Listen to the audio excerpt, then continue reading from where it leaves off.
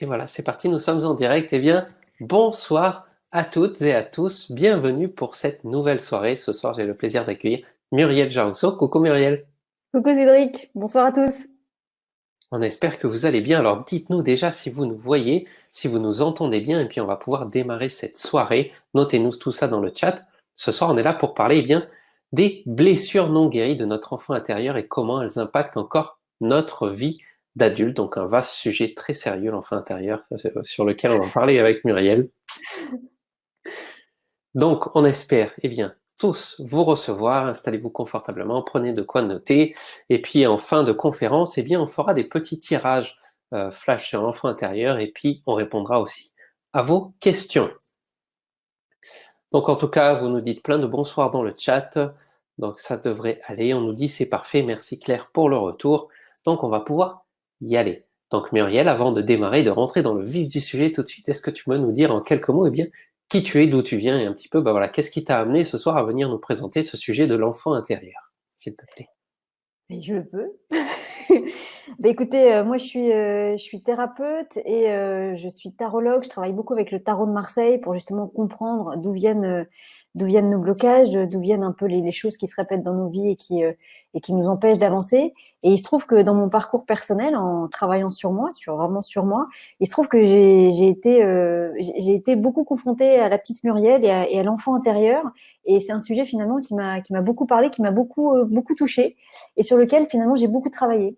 Et donc c'est, j'ai envie de dire assez naturellement que j'en viens à en parler aujourd'hui, que j'en viens à aller contacter cet enfant. C'est quelque chose finalement qui, je sais pas, on a peut-être chacun nos canaux privilégiés ou nos sensibilités privilégiées, mais moi il se trouve que les enfants intérieurs de chacun, ils sont assez en résonance avec la petite Muriel, avec le mien. Et donc c'est un sujet qui à la fois me touche beaucoup et qui m'émeut toujours quand je vois effectivement, quand j'entends les histoires de ces enfants intérieurs, c'est vraiment quelque chose qui moi, me parle beaucoup et m'émeut beaucoup. Et je trouve qu'il y a beaucoup de choses à dire sur le sujet qui peuvent nous ensuite vraiment nous aider dans notre quotidien, de notre vie d'adulte. Donc voilà, c'est un peu pour ça que je souhaitais parler de ce sujet-là ce soir. Merci beaucoup. En tout cas, tout est OK au niveau de la technique. Donc, on va pouvoir y aller. Muriel, je te laisse la parole et nous parler un petit peu, eh bien, de tout ça. Ok.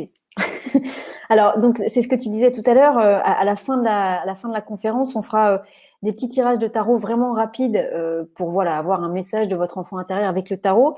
Et juste pour vous dire, parce que c'est un peu le hasard, mais bon, est-ce qu'il y a vraiment des hasards? J'ai mon jeu de tarot sous les yeux, donc je l'ai mis en place, je l'ai un peu brassé, j'ai juste retourné les cartes.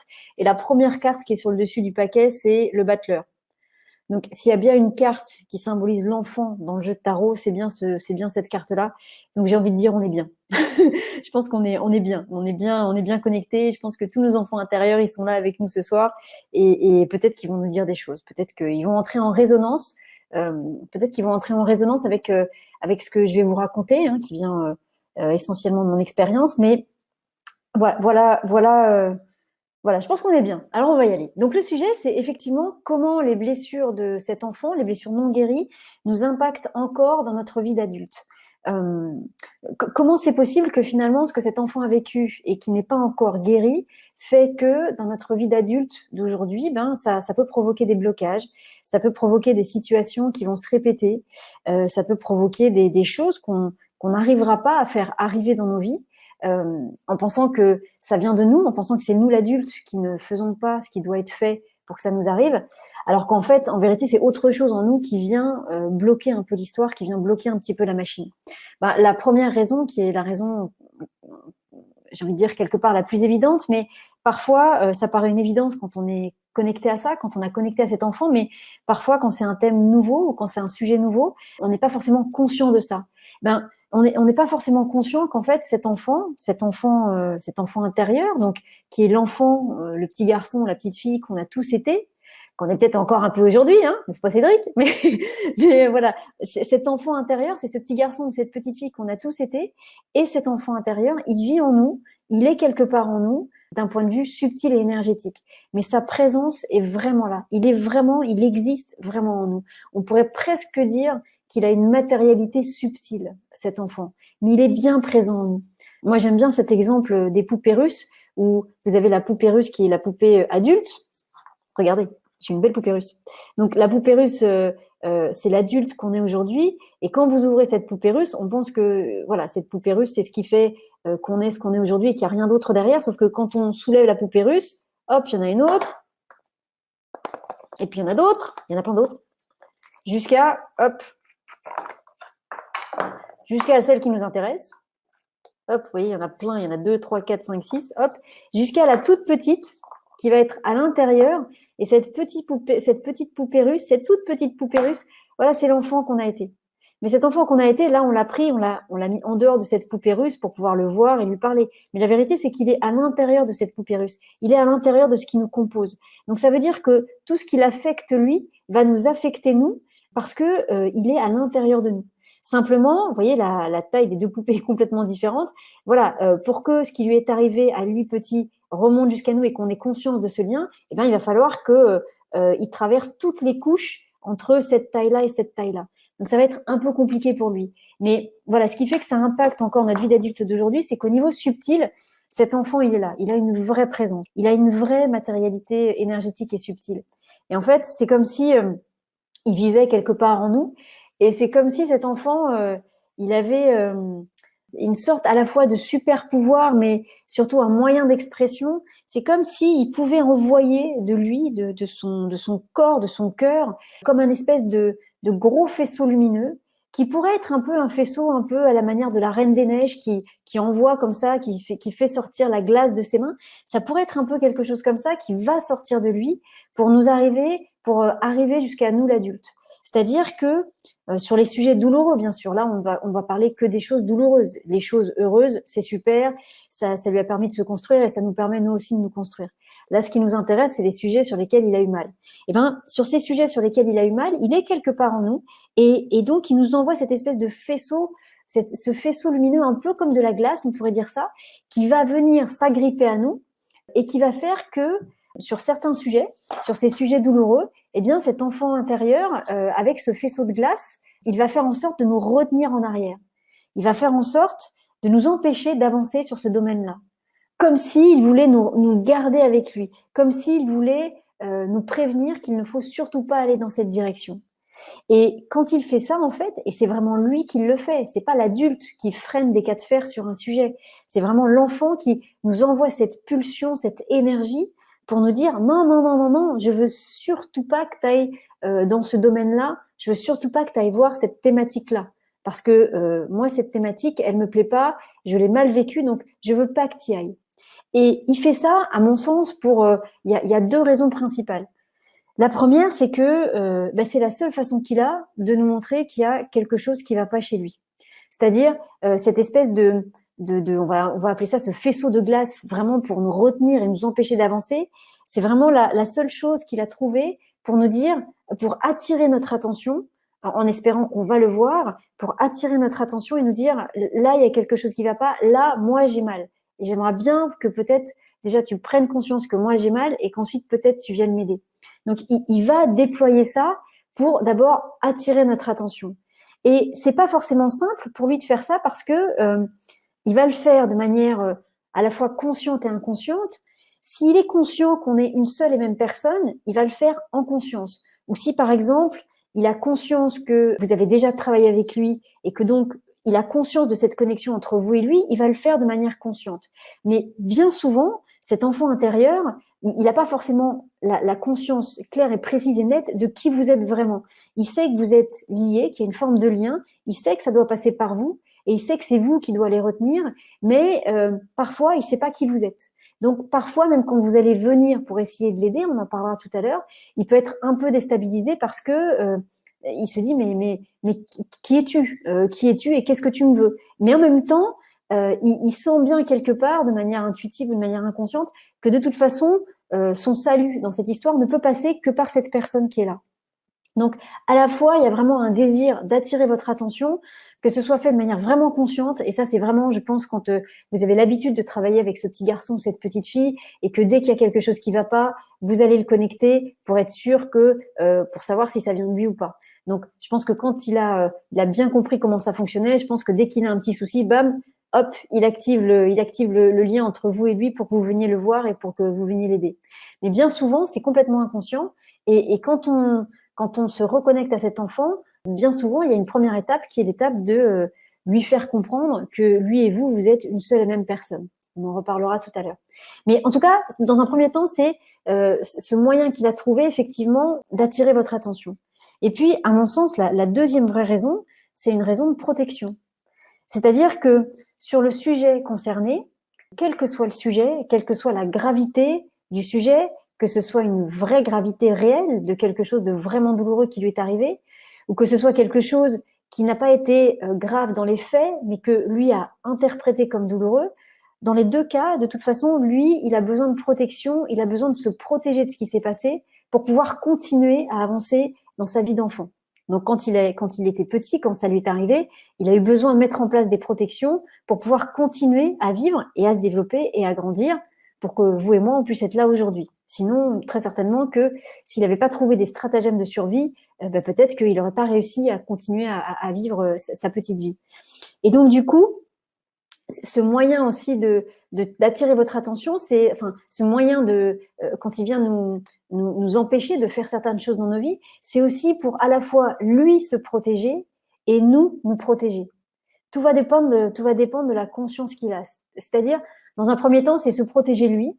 C'est-à-dire que, comme il a mal vécu la thématique en question, quand il était petit, à chaque fois qu'il va sentir que vous vous rapprochez de cette thématique, même s'il ne sait pas qui vous êtes, mais à chaque fois qu'il va sentir que dans son champ énergétique, eh bien, cette problématique va réapparaître, il va mettre en place à nouveau les protections qu'il avait mis en place petit pour empêcher que cette problématique puisse à nouveau re-rentrer dans sa vie. Donc, les systèmes de défense qu'il avait inventés petit, il va il va vous les retransmettre à vous l'adulte de manière inconsciente pour vous empêcher de vous remettre dans cette situation-là parce que lui, dans cette situation-là, il a souffert. Et donc, dans un premier temps, ce petit bout de chou, eh ben, il se protège, quoi. Il a eu mal sur un sujet, il y a quelque chose qui lui a fait peur, il y a quelque chose qui lui a fait mal, et il veut surtout pas revivre ça. Il a trouvé un moyen d'éviter ça. Il a trouvé un moyen de surpasser, de surmonter cette épreuve.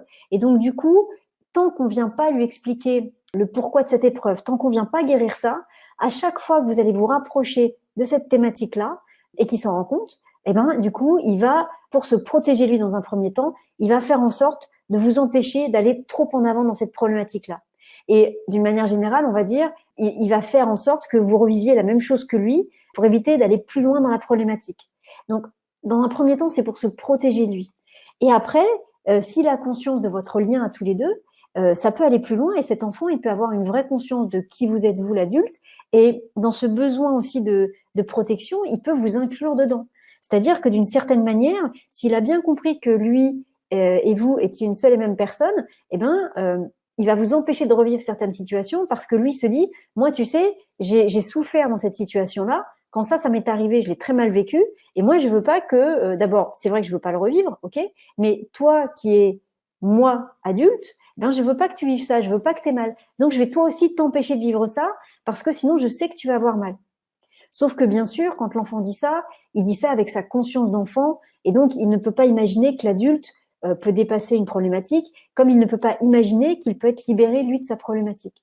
Donc, c'est important de bien comprendre ça quand cet enfant vient nous chercher, quand il provoque, entre guillemets, certains blocages dans nos vies, c'est d'abord pour nous montrer qu'il a mal quelque part et qu'il a toujours mal quelque part.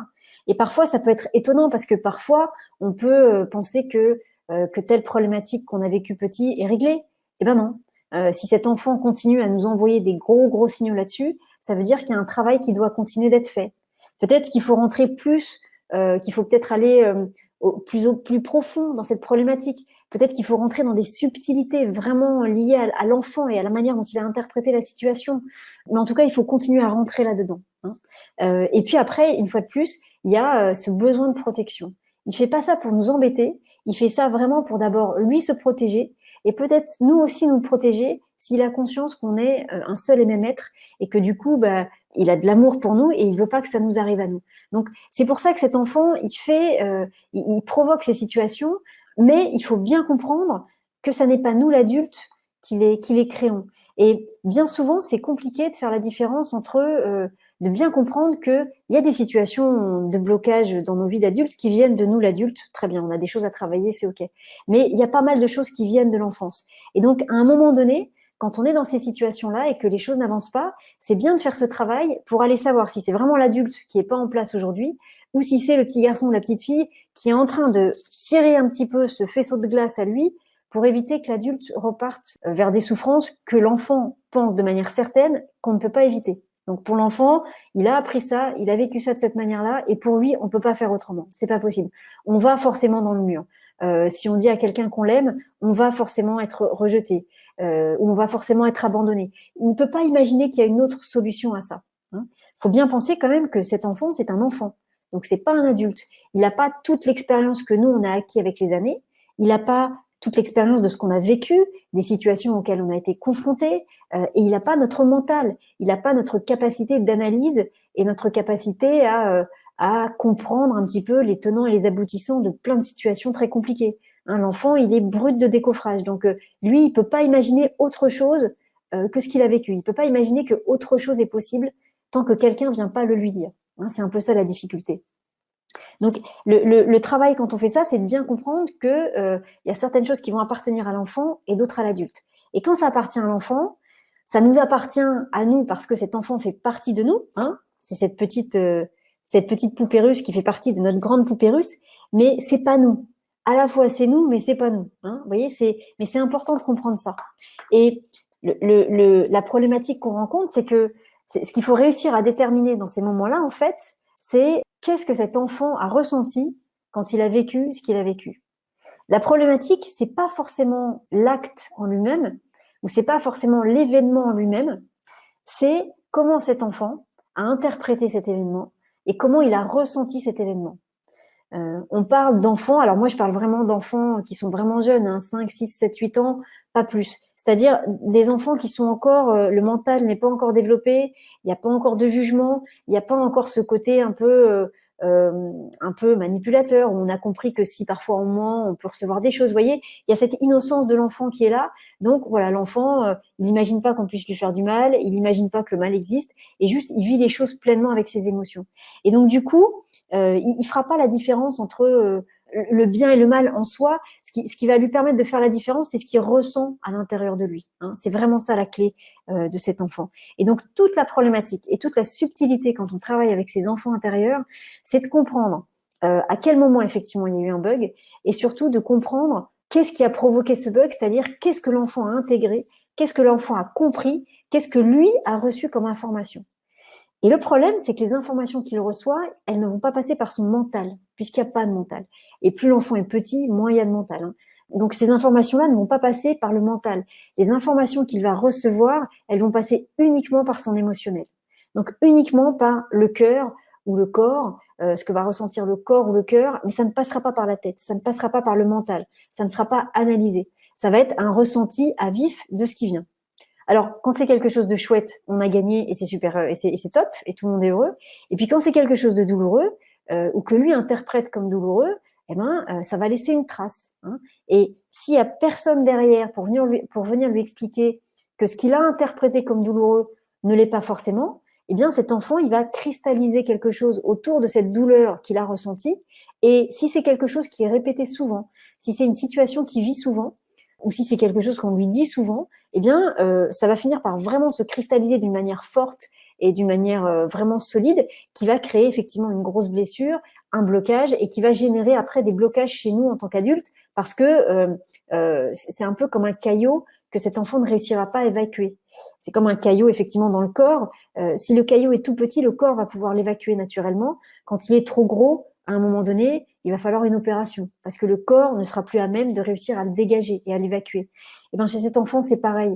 L'émotion qu'il va ressentir quand il va vivre certaines choses, les émotions lourdes, si elles sont trop lourdes, si elles sont trop répétées, si elles reviennent tout le temps et si à chaque fois il revit la même chose, eh bien ça va finir par grossir, grossir, grossir, et du coup, il ne pourra pas l'évacuer. Donc ce qu'il va faire, c'est que cette grosse pierre qui va être là, il va pas trop savoir quoi en faire parce qu'il saura pas l'évacuer. Et donc, du coup, il va trouver des stratagèmes. Il va mettre en place des systèmes de fonctionnement pour réussir à vivre avec cette grosse pierre. Alors, soit avec une grosse pierre dans le dos, donc qui fait qu'il aura peut-être les mains occupées à porter cette grosse pierre et donc il pourra pas occuper ses mains à autre chose.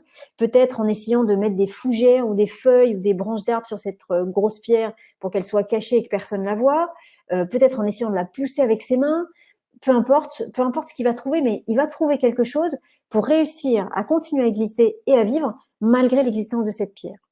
Et quand c'est vraiment très, très, très douloureux, parce que il y a des choses, des fois, qui sont tellement douloureuses qu'on occulte complètement, eh ben, cet enfant va effectivement occulter ce qui lui est arrivé. C'est-à-dire que la pierre va être là, ça va être une grosse pierre sur son chemin, mais lui va oublier que cette pierre est là et il va l'occulter de sa mémoire. Ça n'empêche que quand il va avancer sur son chemin, il y a quand même cette grosse pierre qui est là, donc même s'il ne voit pas la pierre, il y aura bien un mouvement pour passer par-dessus, il va bien sentir que le chemin est pas plat ou qu'il y a un obstacle, il va passer à droite, à gauche, mais il ne verra plus la pierre parce que pour lui, voir cette pierre-là, c'est trop douloureux. Donc c'est quelque chose qu'il ne pourra pas supporter. Donc bam, blackout, on occulte la pierre et on continue à avancer malgré ça. Hein.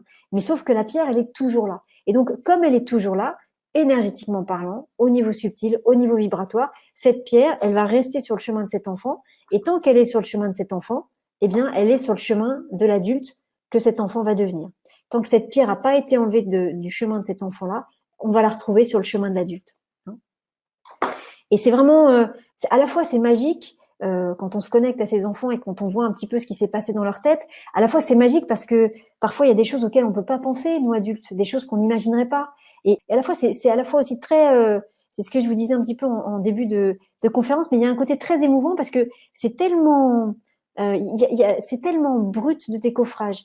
Il y a tellement pas de il y a tellement pas d'interprétation. C'est vraiment juste un ressenti qui est là et qui est réel que c'est beau, quoi. C'est quelque chose que nous autres, les adultes, on sait plus faire. C'est quelque chose que on a désappris à faire, quoi. Cette spontanéité, cette innocence en quelque sorte. Et voilà, quand quelque chose fait peur, bam, tout de suite on exprime qu'on a peur. Enfin, le petit exprime tout de suite qu'il va avoir peur.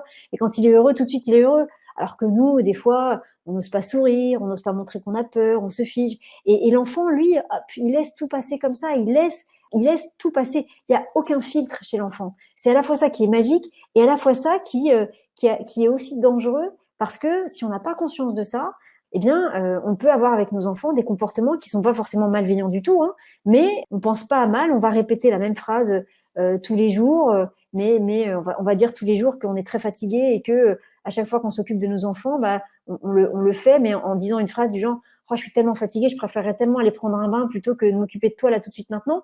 Mais on le dit pas contre eux, on le dit juste parce que c'est vrai qu'on a une vie compliquée et qu'on est très fatigué et que c'est vrai que là, dans l'instant, on aimerait bien prendre un bain pour se détendre. Mais on n'est pas en train de dire à notre enfant qu'on l'aime moins. Mais sauf que l'enfant, lui, à force d'entendre cette phrase-là, il va associer peut-être le fait que quand maman est là, en fait, elle préférait prendre un bain plutôt que d'être avec moi. Donc peut-être que je vais croire que ma mère ne m'aime pas autant que ce que j'aimerais parce que juste j'entends cette phrase à chaque fois et que peut-être que ma maman, bah, elle se rend pas compte de ce qu'elle me dit, elle le fait pas en pensant à mal, mais elle se rend pas compte qu'il y a quelque chose, à force que je l'entende tous les jours, qui va se construire en moi et qui va faire que je vais peut-être perdre un peu confiance en moi ou que je vais avoir du mal avec l'amour maternel et l'amour avec un grand A. Hein, ça peut être des choses comme ça peut être évidemment des choses beaucoup plus lourdes et profondément malveillantes, bien évidemment. Mais tant que personne vient lui expliquer ce qui s'est passé, tant que personne vient remettre de la lumière sur ce qui s'est passé, tant que personne vient remettre les choses à leur place dans la situation qu'il a vécue, ça va être compliqué pour cet enfant parce qu'il va se construire uniquement avec le ressenti qu'il a eu à ce moment-là. Hein. C'est comme cette vidéo, vous avez dû la voir, c'est une vidéo qu'on voit sur Internet où c'est un bébé. Alors, quand on la voit une première fois, sur le coup, c'est drôle, mais en même temps, est-ce que c'est si drôle que ça? C'est ce bébé qui est là dans son berceau, et puis on le voit qui fait des risettes, et il est super heureux, il a un sourire, mais jusqu'aux oreilles. Et puis d'un seul coup, évidemment, quelqu'un lui fait peur, on a trouvé ce qui lui faisait peur, et là, d'un seul coup, sur son visage, il y a une vraie expression, mais d'effroi, d'épouvante, parce qu'à ce moment-là, il a vraiment super peur. Alors évidemment, ce qui est drôle, entre guillemets, hein, c'est de le voir passer de ce grand sourire à cet état d'épouvante. Et 2 secondes après, on lui refait des risettes. Et 2 secondes après, il revient dans ce bien-être. Il a ce grand sourire hyper franc. Mais sauf que ce qui se passe à ce moment-là, pour l'enfant, c'est réel. Pour nous, c'est un jeu, entre guillemets, un jeu à mon sens pas très, un peu malsain, mais pour nous, c'est un jeu. Mais sauf que pour l'enfant, c'est réel. Donc, si on passe notre temps à lui faire peur pour différentes raisons, il va finir par vraiment avoir peur de quelque chose. Ça va finir par s'ancrer en lui. Ou alors, il va falloir aller faire un travail avec lui et lui expliquer qu'en fait, c'est un jeu, que c'est pour rigoler et que c'est pour s'amuser qu'on fait ça. Mais si on le fait pas en s'expliquant, ça peut générer des situations où après, l'enfant peut cristalliser des choses autour de comportements comme ça. Hein, donc, c'est vraiment important de comprendre que la vraie problématique, c'est comment cet enfant va percevoir l'événement. Et réellement, il y a autant d'interprétations possibles qu'il y a d'enfants. Il y a autant d'interprétations possibles qu'il y a de situations. Et dans la même situation, vous avez 2 enfants, 3 enfants, 4 enfants qui peuvent avoir des réactions complètement différentes. C'est une découverte à chaque fois. J'ai envie de dire, je pense que ça doit être compliqué de faire un listing de toutes les souffrances que peut rencontrer l'enfant, de toutes les interprétations qu'il peut avoir de quelque chose, parce qu'il y en a tellement, et tellement, et tellement, et tellement, et tellement. Et ça va dépendre de ce qu'il ressent au moment où il vit la situation. Et puis ça va dépendre aussi de son environnement, de qui va être là, de ce qu'il est en train de faire à ce moment-là. Enfin, il y a vraiment des milliers de situations possibles. Donc c'est toujours compliqué de déterminer des causes comme ça. On peut évidemment donner des grandes lignes, mais chaque cas est vraiment particulier. Et on est tous des cas uniques et parfaits, mais alors quand il s'agit de notre enfant intérieur, du petit garçon, de la petite fille qu'on a été, effectivement, il y a encore plus de cas particuliers parce qu'il faut réussir à se mettre dans sa tête et à comprendre ce qui s'est passé, non pas dans sa tête, mais ce qui s'est passé dans son cœur au moment où il a vécu l'événement douloureux. Et alors là, c'est pas forcément simple parce que nous, on n'a pas l'habitude de raisonner comme ça. On n'a pas l'habitude d'interpréter les choses avec cette spontanéité-là, cette naïveté-là. Donc parfois, quand ça vient, on est un peu étonné du résultat parce qu'on se dit mais comment ça se fait que cet enfant a pu imaginer ça ou interpréter ça de cette manière-là, alors que c'était pas du tout l'intention de base. Eh ben oui, mais parce que ça passe par le filtre de cet enfant. Ça passe par un émotionnel pur, complètement pur, sans aucune tâche, sans aucune saleté. C'est de l'émotionnel pur. Quand ça fait du bien, ça fait du bien, et quand ça fait du mal, ça fait vraiment du mal. Et du coup, il y a notamment un thème qui revient souvent et sur lequel, à mon sens, on se penche pas forcément assez. C'est tout le thème qui vient sur tout ce qui concerne la conception, la grossesse et la naissance. C'est vraiment tout ce qui se passe dans ces moments-là est vraiment extrêmement important. Alors avant, je voulais juste préciser quelque chose par rapport à cet enfant, par rapport aux blessures qu'il a vécues et qui nous impactent aujourd'hui. Moi, la manière dont je vois les choses, c'est on va pas aller visiter cet enfant un jour, voilà, on est bien, on est au calme, on se dit tiens, je vais faire un petit travail et je vais aller voir mon enfant intérieur pour voir s'il a quelque chose à me dire, pour voir s'il a une blessure à exprimer. À mon sens, on va avoir cet enfant intérieur quand nous, on est en souffrance sur quelque chose, qu'on a exploré certaines pistes qui font que notre problématique est toujours là, et que du coup, on se dit, bah, peut-être que c'est mon enfant intérieur, peut-être que c'est ma petite fille ou mon petit garçon qui est en souffrance sur quelque chose, et peut-être que ce serait bien que j'aille le visiter. C'est-à-dire que quand on va voir cet enfant intérieur, on fait pas du tourisme. C'est pas un musée qu'on visite, c'est pas quelqu'un qu'on va voir comme ça, avec qui on va boire des coups ou manger une glace. Cet enfant intérieur, une fois de plus, il a une réelle existence subtile, donc une existence émotionnelle subtile, mais qui est vraiment là, qui existe vraiment.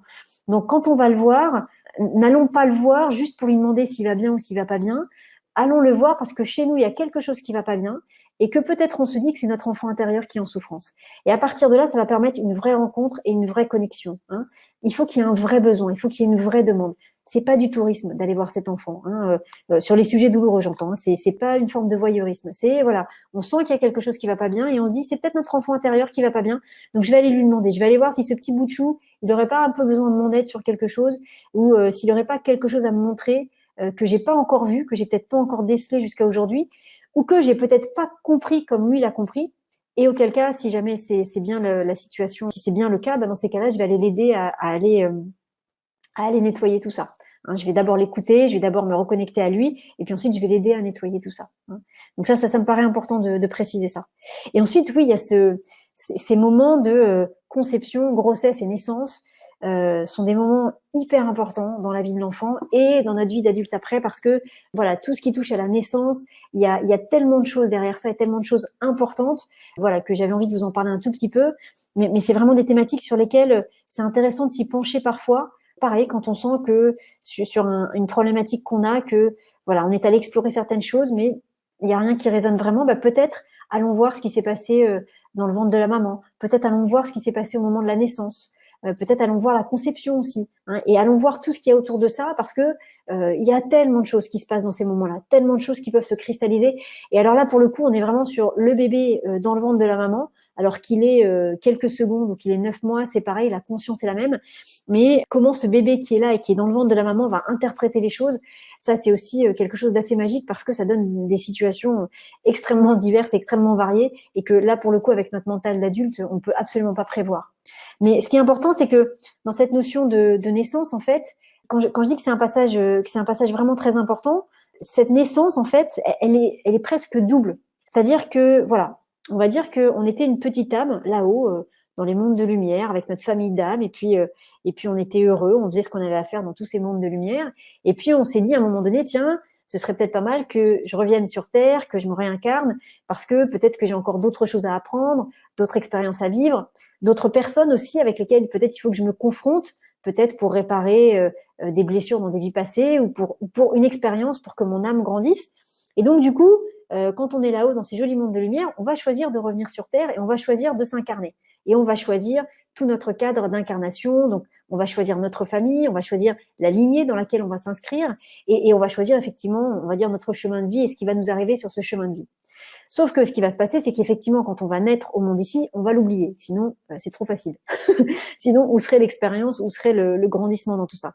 Mais ce que je veux dire par là, c'est que la première, ces histoires de naissance et de mort, c'est pour ça que je vous parle de l'incarnation, parce que il y a la naissance physique, on va en parler un petit peu, mais la première naissance et la première mort, entre guillemets, c'est quand on va partir de ces mondes de lumière de là-haut en acceptant de venir s'incarner ici et maintenant.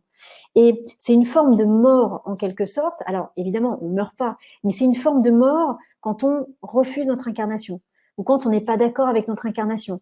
C'est-à-dire que quand on se retrouve dans cette vie d'aujourd'hui, finalement, il y a une partie de nous qui sait qu'on vient d'ailleurs et qui en fait se dit non, mais j'ai pas envie de m'incarner. Sauf qu'en fait, on a choisi de s'incarner. A priori, normalement, c'est un chemin de vie qu'on s'est choisi. Donc peut-être justement que notre choix d'incarnation, et notre chemin de vie sur cette vie-là, c'est peut-être de travailler toute notre vie sur le fait d'accepter notre incarnation. Mais on a accepté cette incarnation. Mais d'une certaine manière, comme on va l'avoir oublié, il y a une première mort qui va se faire, une mort subtile évidemment, une mort figurée qui va se faire parce qu'on part de ces mondes de lumière. Et puis il y a une première naissance qui va arriver, qui va être la naissance du moment où on va rentrer, où on va arriver dans le ventre de notre maman. C'est une première naissance, c'est-à-dire qu'on va mourir entre guillemets au monde d'où on vient pour naître au ventre de la maman. Donc pour naître dans un nouveau monde. Et ce nouveau monde va être le monde dans lequel on va vivre pendant 9 mois, dans lequel on va commencer à apprendre un petit peu ce que c'est que la matière, ce que c'est que le rapport à la chair, le rapport à la mère, le rapport à l'amour, le rapport peut-être aussi à la mort en fonction de ce qui va se passer dans ce ventre. Et ça va être nos premières expériences de vie et de vie un peu charnelle et un peu terrestre. Et donc, il va se passer plein de choses dans ce ventre de la maman qui va être notre monde, notre univers pendant 9 mois. Pendant ces 9 mois, on n'aura pas conscience d'autres choses. On peut avoir conscience de ce qui se passe à l'extérieur du ventre de la maman, mais ce que je veux dire, c'est qu'on va vivre dans cet endroit-là. On ne vivra pas ailleurs pendant 9 mois. Et à la fin de ces 9 mois, une fois qu'on aura vécu une jolie vie pendant 9 mois, on va mourir au ventre de la mère pour naître au monde dans lequel on vit aujourd'hui. Donc il y a à nouveau une forme de mort puisque on ne pourra pas revenir dans le ventre de la maman, et une autre naissance, puisque là, on va se retrouver catapulté dans le monde dans lequel on est aujourd'hui. Donc, c'est pour ça que ces histoires de grossesse, conception, naissance, ça peut partir sur des thèmes vraiment très larges et très importants, parce que derrière ça, il y a tout ça. Est-ce que j'accepte mon incarnation? Ensuite, qu'est-ce qui va se passer dans le ventre de ma maman? Et ensuite, comment est-ce que tout ça va se transmettre au niveau de la naissance? Peut-être que, par exemple, si on n'est pas tellement d'accord avec cette histoire d'incarnation, peut-être que la naissance va être compliquée parce que quelque part en nous, on préférerait remonter dans les mondes d'où on vient. Donc peut-être que la naissance va être compliquée.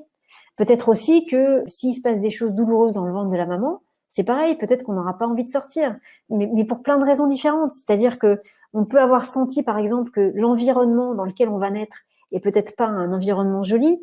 Peut-être qu'il y a des gens violents autour de nous.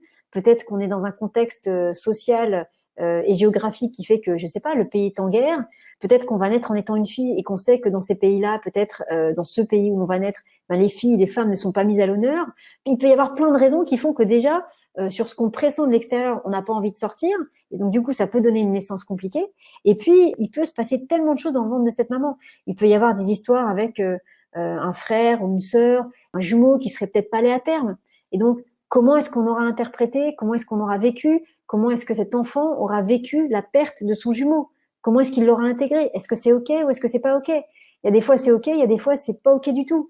Mais il y a des fois c'est pas OK, pas forcément comme nous on pourrait l'interpréter en tant qu'adulte.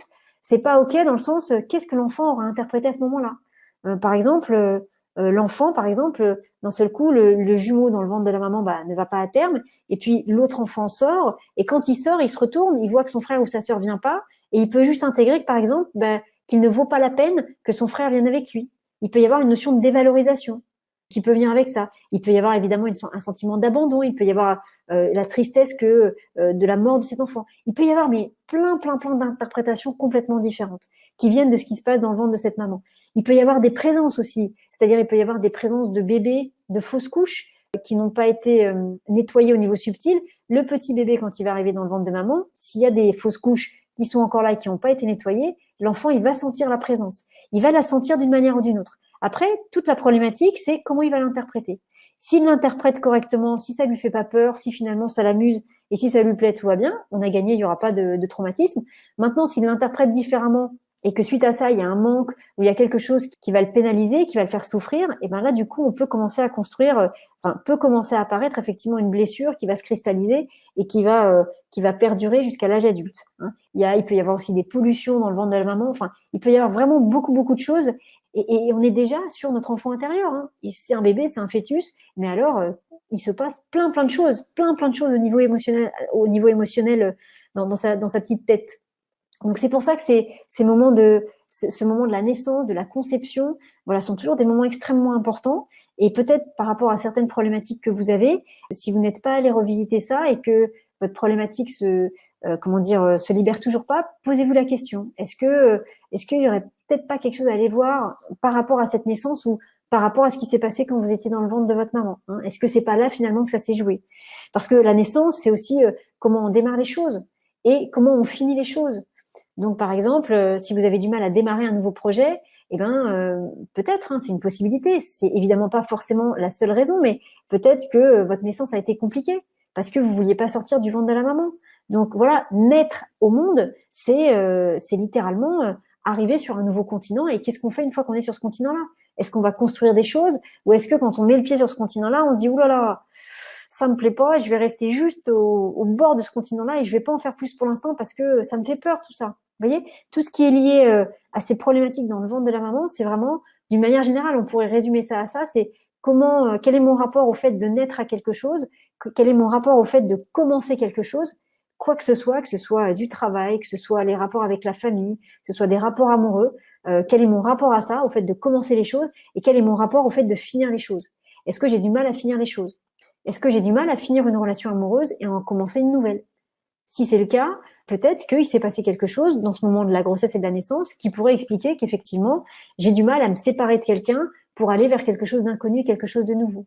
Hein. Donc vraiment, c'est important de bien comprendre ça parce que tout ce qui s'est passé dans le ventre de cette maman, même si c'est pas toujours très rationnel, ça je vous cache pas que des fois c'est quand même assez étonnant, il se passe des choses particulièrement bizarres, mais une fois qu'on a mis le doigt dessus, on peut guérir et on peut nettoyer ça. C'est vraiment important de comprendre ça. Et justement, pour guérir cet enfant, il va nous falloir deux choses.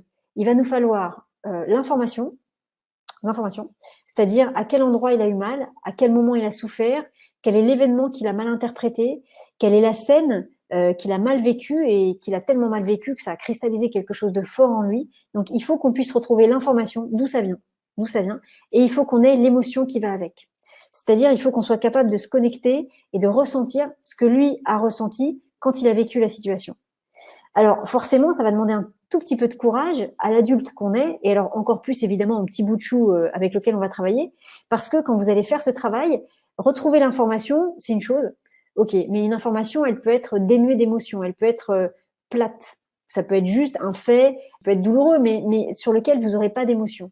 Si vous voulez travailler vraiment en profondeur, à un moment donné, il va falloir accepter de laisser remonter l'émotion de l'enfant. Et il va falloir accepter que vous, l'adulte, vous ressentiez l'émotion que cet enfant a ressentie dans cette situation. Alors en fait, c'est l'émotion que vous avez ressentie. Ça n'est plus l'émotion que vous ressentiriez vous en tant qu'adulte si vous reviviez la situation. C'est-à-dire que en tant qu'adulte, en vous connectant à cette scène et à l'émotion qu'il a vécue, vous allez ressentir de manière viscérale la souffrance de cet enfant, l'émotion que ça a généré, que ce soit de la tristesse, de la colère, peu importe, de l'injustice, mais vous allez sentir cette émotion qui va monter en vous et vous allez la sentir et la vivre comme si elle vous appartenait et comme si c'était vous qui la viviez à ce moment précis.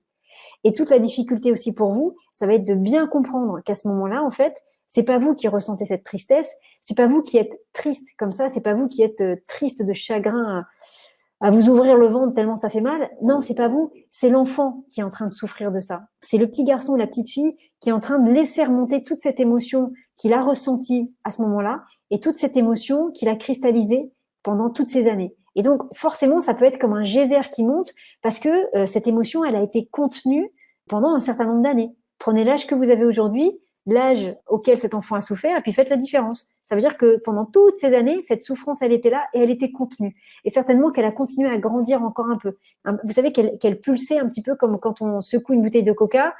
Tant qu'on n'ouvre pas le bouchon, on sent que ça pulse, et puis dès qu'on va ouvrir le bouchon, paf, ça va exploser, ça va jaillir, on va en mettre partout.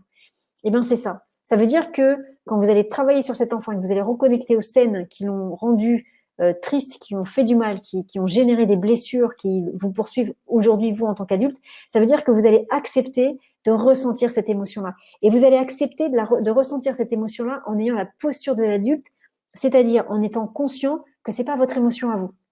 C'est pas simple, hein, parce que quand ça remonte, parfois, c'est vraiment douloureux.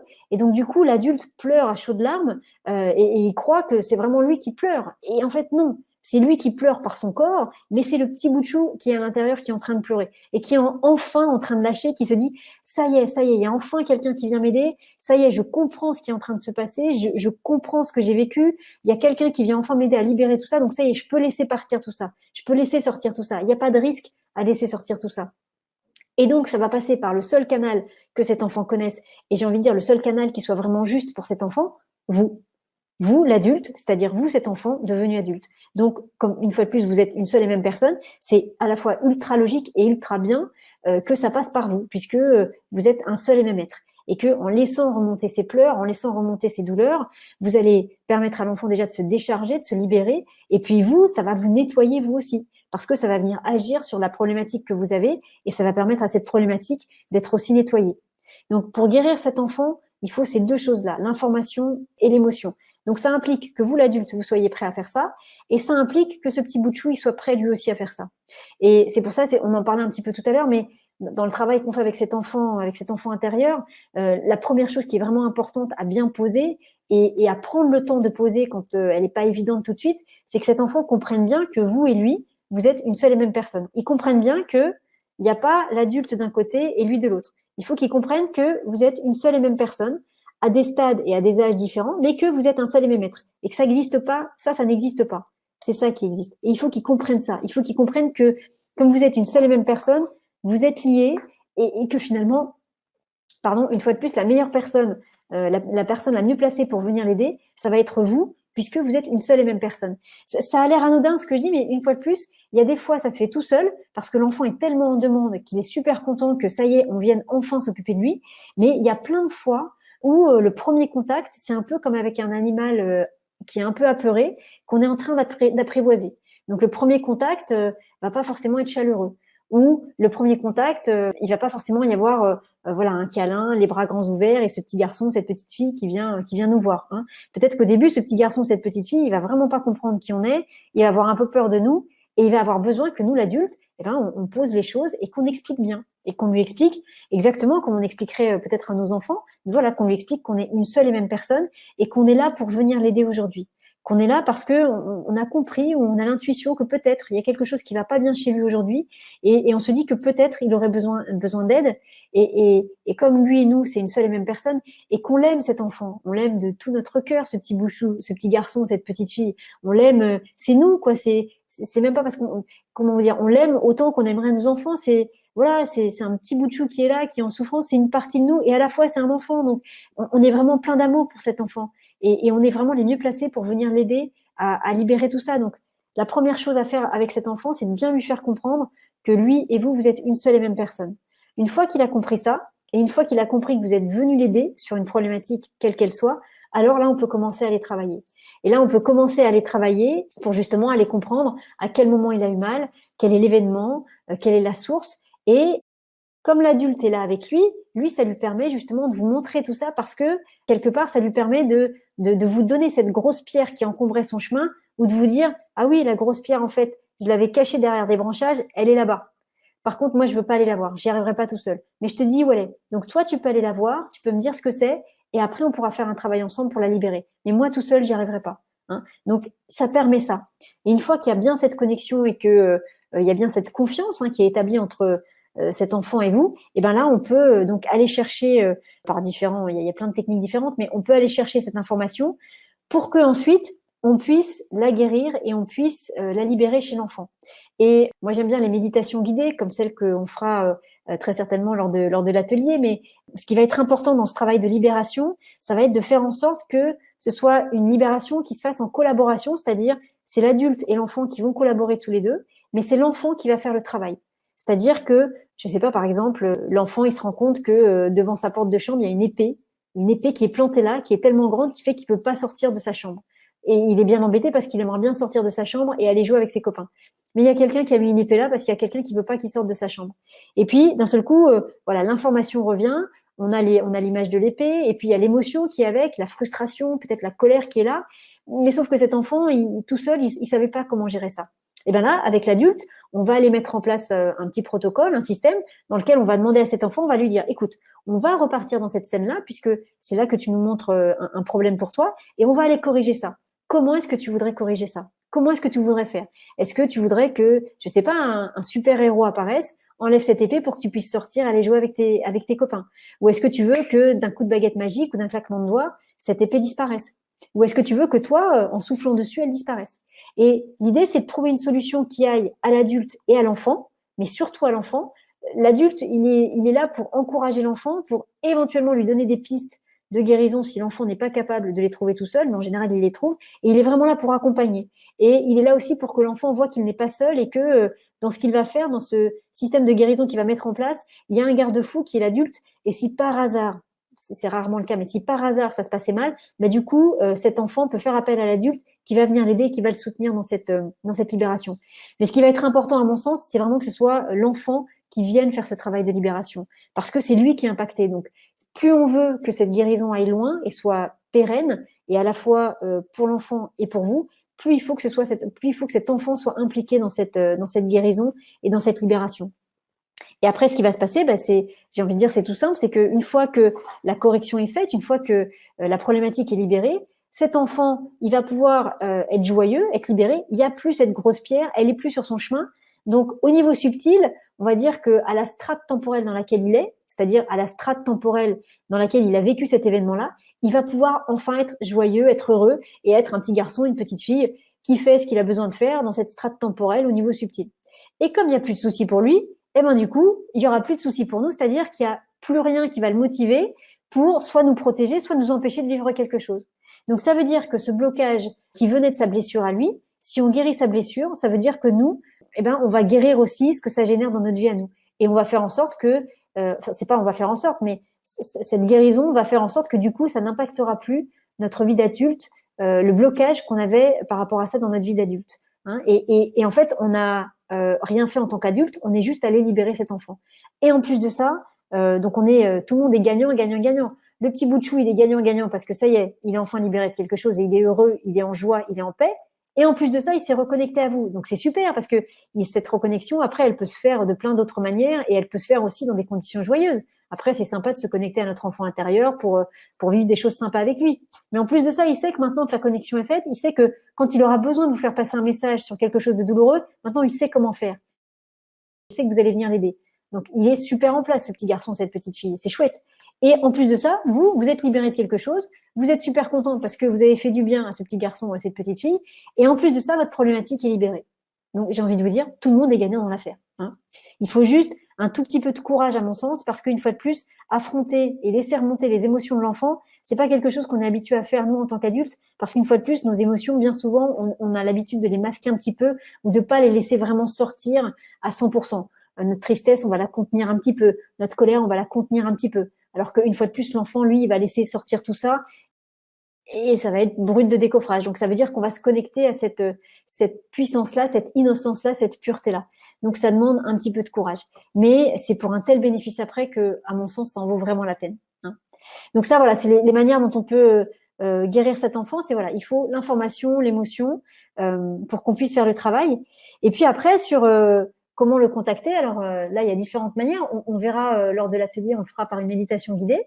Et puis tout à l'heure, peut-être avec les cartes, avec des petits tirages rapides pour voir ce qui effectivement il aurait à nous dire sur ce qu'il a vécu ou quel est son message pour nous aujourd'hui. Voilà, voilà. Je peux parler encore pendant des heures, Cédric. Hein. Je peux parler toute la nuit sur ce sujet-là. J'essaye d'être concise et de ne pas partir dans tous les sens, mais c'est un sujet tellement intéressant et tellement chouette. Donc voilà, voilà ce que j'avais envie de vous dire, en tout cas ce que j'avais envie de vous partager. Après, à voir effectivement ce que ça vous inspire, mais voilà ce que j'avais envie de vous partager ce soir. Merci beaucoup Muriel, c'est hyper intéressant la manière dont tu présentes tout ça avec ces exemples, c'est assez concret. On va faire un petit point justement sur l'atelier. Donc c'est un atelier de méditation guidée où on va aller à la rencontre et guérir l'enfant intérieur. Donc on va surtout comprendre sur quel sujet il est encore en souffrance, à quel endroit il peut être encore malheureux, triste ou en colère, à quel endroit peut-être qu'il a mal compris ou mal interprété une information, une situation, ou peut-être qu'il a vécu quelque chose de vraiment douloureux et qu'il peut l'avoir aussi mal interprété. Donc, on va aller se reconnecter à cet enfant afin d'en savoir plus sur ce qu'il a mal vécu et qui du coup nous empêche aujourd'hui, eh bien, d'être serein sur ce thème. Donc, c'est la semaine prochaine. Vous avez toutes les infos juste au-dessus du chat ou alors sous la vidéo si vous nous regardez en replay. Et puis, si tu veux rajouter quelque chose dessus, Muriel. Alors, oui, sur l'atelier, donc ce sera une méditation guidée. Et ce qui va être intéressant à mon sens pour vous, c'est que c'est une méditation que vous pourrez refaire. C'est-à-dire, c'est pas une méditation qu'on fait une fois et puis après, ça sert à rien de la refaire en fonction de ce qui se passera pour chacun d'entre vous, bien sûr. Mais c'est vraiment une méditation que vous pourrez ensuite refaire plusieurs fois et à chaque fois, vous aurez des informations différentes ou à chaque fois, vous irez plus profondément dans les problématiques. Donc, c'est vraiment pas une méditation à usage unique. Hein. Le but, c'est vraiment que si ça vous parle, si ça vous parle et si cette technique-là vous correspond, c'est vraiment quelque chose que vous pourrez refaire et refaire et refaire, et tout en étant guidé. C'est ça qui est chouette, parce que parfois, quand on le fait tout seul, on arrive à voir certaines choses, mais parfois c'est plus facile de se laisser porter par quelqu'un qui guide, parce que du coup, on arrive à peut-être à avoir accès à d'autres informations. On est peut-être un peu plus voilà, notre mental est moins là, donc c'est plus facile d'avoir accès à certaines informations en nous. Donc voilà, c'est vraiment là-dessus moi que j'aime insister, c'est que c'est pas une méditation à usage unique. D'autant plus que si vous n'avez pas l'habitude de faire ce type de méditation-là, vous les découvrirez évidemment, mais parfois, voilà, quand on les fait une première fois, ça marchote un petit peu. Il faut la refaire une deuxième fois, une troisième fois, parce que on n'est pas habitué à ce type d'exercice-là. Hein, donc voilà, c'est vraiment des méditations à usage multiple. Voilà. Bien, merci. C'est pas des méditations jetables, voilà, c'est des méditations réutilisables. C'est des méditations écolo. Merci à toi Muriel, et puis donc ce sera un atelier en direct, vous pourrez poser toutes vos questions, et si jamais vous ne pouvez pas être présent pendant le direct, ce n'est pas grave, puisque vous pouvez faire la méditation et ensuite poser vos questions par mail à Muriel. Donc écoute, ce que je te propose, c'est qu'avant de prendre les questions-réponses, on peut faire justement les tirages dont on a parlé. Ok. Et puis après on enchaîne, on prendra toutes vos questions qui sont dans le chat, j'en ai vu quelques-unes déjà, donc je remonterai dans le fil. D'accord. Oui, parce que je vois qu'il y a pas mal de choses, donc je te laisse, je te laisse regarder les questions. Oui, donc pour le tirage, donc voilà, ça va être, c'est un tirage simple, hein, une fois de plus. On est dans un contexte quand même particulier. Donc le but, ça va être de poser une question qui sera la même pour tout le monde. Moi, l'intention que j'ai placée, c'est que ce soit parfait, juste et autorisé pour chacun, et que donc chacun reçoive la question, reçoive la réponse qu'il peut recevoir aujourd'hui, maintenant. Donc, s'il y a des choses qu'on ne veut pas savoir, on les aura pas, même si c'est qu'un tirage sur une carte. Mais donc, ce que je veux dire, c'est que la question à laquelle on va répondre, c'est quel est le message de mon enfant intérieur pour moi aujourd'hui, maintenant, pour moi maintenant dans ma vie maintenant. Hein. Ne pensez pas à une autre question dans votre tête. Parce que la question à laquelle moi je vais répondre, c'est quel est le message de mon enfant intérieur pour moi maintenant, hein. Donc voilà, si ça vous intéresse, si vous voulez qu'on pose cette question-là, alors du coup, je vais regarder les questions, je vais regarder le chat, et bien juste vous mettez OK pour la question. Moi, j'ai juste besoin de votre prénom et du fait que vous soyez d'accord pour qu'on aille voir. Donc avec le tarot, voilà, un petit brassage, hop, on sort une carte. Je vois ce qui vient, ce que je peux vous dire sur la question, et puis vous voyez si ça résonne ou si ça vous aide. Eh bien, écoute, moi déjà c'est OK. Hop, allons-y. Tu veux? Oui, oui. Et puis, okay. Notez-nous OK dans le chat. Il y a toujours un petit décalage entre le direct et puis. Toi, Cédric, je sens que ton enfant intérieur, il est très joueur. Oui, oui, oui. Je sens qu'il va nous dire, je vais aller au parc. Je vais aller jouer avec mes copains. C'est possible qu'il me dise, Cédric, je veux sortir un petit peu plus, tu vois. Ah, ok. D'accord. Eh ben, laisse-le sortir alors, qu'il vienne avec nous, qu'on rigole. Parce que bon, là, on est là en train de se parler en tant qu'adultes. Mais au niveau subtil, au niveau énergétique, moi, je pense que là, il y a une jolie fête qui se fait avec tous nos enfants intérieurs, hein. Je pense qu'il y a un truc qui se passe là. Il doit y avoir une connexion qui se fait entre nous tous qui doit être assez sympathique. Donc, Cédric, bah, si tu le veux bien, tu vas juste te concentrer sur la question. Tu peux fermer les yeux si tu veux. Et la question, c'est quel est le message de mon enfant intérieur pour moi maintenant? Ça marche. Et on a plein de hockey pour cette question dans le chat. Beaucoup, beaucoup de hockey. Donc voilà, on se pose, on se concentre et puis on ferme les Voilà. yeux. Donc, juste Cédric, tu penses à la question. Hop. Donc, quel est le message de mon enfant intérieur pour Cédric? Alors, tu peux rouvrir les yeux. Une sensation, quelque chose? Bah écoute, de l'impatience là. Alors, on va découvrir la carte ensemble. T'es prêt? T'es prêt? Bah ouais, je suis prêt. Le soleil. Alors, c'est le soleil. Alors, écoute, tu vois, on pourrait dire, tu disais le laisser sortir. C'est intéressant parce que le soleil, c'est vraiment la carte qui parle de... C'est vraiment la carte qui parle de se mettre à la lumière, de se mettre au jour, de se montrer. Donc, il y a effectivement quelque chose, tu vois, il y a besoin que quelque chose soit sorti, il y a besoin que quelque chose soit montré. Alors, moi, spontanément, j'aurais tendance à te demander, on va pas rentrer dans des choses trop intimes, hein, mais en tout cas, la piste de réflexion, ça pourrait être, tu vois, c'est comme s'il y avait de la lumière à remettre sur deux enfants. Donc, spontanément, tu vois, les questions que je pourrais te demander, c'est est-ce que ça pourrait être avec un frère? Je sais pas si tu as un frère ou si tu as eu un frère ou si possiblement il y a eu un frère quelque part dans l'histoire, mais c'est comme s'il fallait remettre de la lumière entre deux frères dans ton histoire. Ça Tu vois. marche. Et comme si, tu vois, cette goutte qui était là entre les deux, là, et qui tombe entre les deux, à la fois, ça pouvait être quelque chose qui réconcilie ou quelque chose qui sépare. Tu vois. Ça te parle ou Ça pas? me parle. J'ai 4 frères et 3 Ok. sœurs, il va falloir que je trouve le bon. Ok. Bah, en tout cas, voilà, on va pas Non mais rentrer dans des choses. ça me parle en tout cas. Tu vois, il y a quelque chose de l'ordre de remettre de la lumière sur deux enfants et je pense deux frères. Là, pour le coup, cherche du côté des frères, pas des sœurs. Ça marche. Comment tu te sens? Très bien. Très bien? Ouais, ouais, ouais. Ok. Alors du coup, je vais me permettre, je vais prendre les questions un peu, les hockey, on va pas les prendre dans l'ordre, je vais les prendre comme ça vient. C'est ok pour tout le monde? Ok, sinon on peut faire comme il y a Donc, beaucoup, beaucoup de hockey, on peut faire un de groupe, tu vois, qui va un deux groupes, c'est-à-dire qu'est-ce que tu appelles un un groupe? tirage pour le groupe. Qu'est-ce que les Ah, pour le enfants, groupe? tu vois, ouais. Ah, ok. Euh, Comme tu veux, on peut alors, en faire quelques-uns. j'en fais deux, trois, et puis après, on peut faire pour le groupe. Là, je vois Hélène. Alors, s'il y a plusieurs Hélène, c'est Hélène à 21h27. Je ne sais pas quelle Hélène c'est, mais Hélène de 21h27. Bah, écoute, on va poser la question pour toi. Donc, si tu veux bien, tu te concentres sur la question. Et donc, la question, c'est quel est le message de mon enfant intérieur pour moi maintenant? Tu fermes les yeux, tu te concentres sur la question pour Hélène. Quel est le message de mon enfant intérieur maintenant? Et donc, Hélène. Alors, c'est tempérance.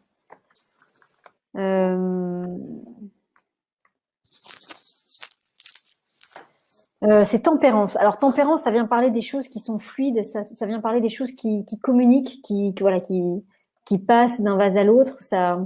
Voilà, ça vient parler de ça, des choses qui sont faciles, qui sont simples, qui sont fluides. Euh, Moi, je pourrais juste t'interroger, te proposer une piste de réflexion. Euh, Est-ce qu'une histoire d'eau, au moment de la naissance, ça pourrait te parler? Euh, c'est un peu paradoxal ce que je vais te dire, hein, mais euh, c'est c'est un peu paradoxal, mais c'est un peu comme si au moment de la naissance, c'est comme si on avait essayé, enfin, l'image qui vient, c'est comme si on avait essayé de trancher de l'eau avec une épée, ce qui est compliqué, hein. L'image vraiment symbolique qui vient pour toi, c'est ça, et donc ce qui fait quelque chose de compliqué à faire et de pas possible. Mais il y a quelque chose de cet ordre-là, quelque chose. Alors dans cette notion de passage, donc moi j'ai l'impression que pardon, que ça concerne la naissance, mais avec une histoire d'eau.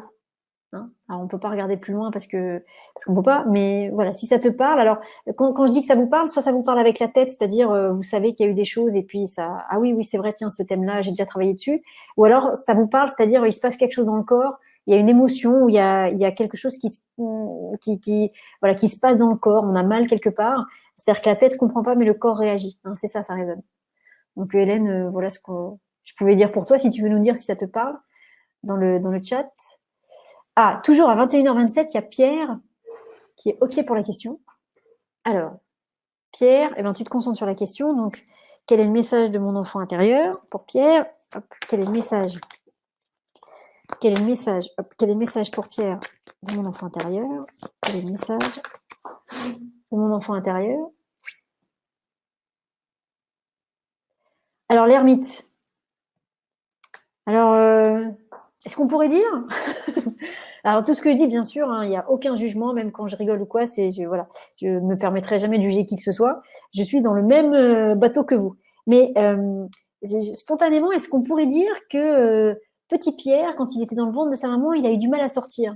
Est-ce que petit Pierre, il avait envie de sortir du ventre de sa maman? Est-ce que, vous voyez, est-ce que, alors, on pourrait dire, est-ce que la naissance a été compliquée? Est-ce que la venue au monde a été compliquée? Mais plus que d'un point de vue presque physique, on pourrait dire, est-ce que ce petit Pierre, il avait vraiment envie de sortir? Est-ce que finalement, il n'était pas bien dans sa grotte?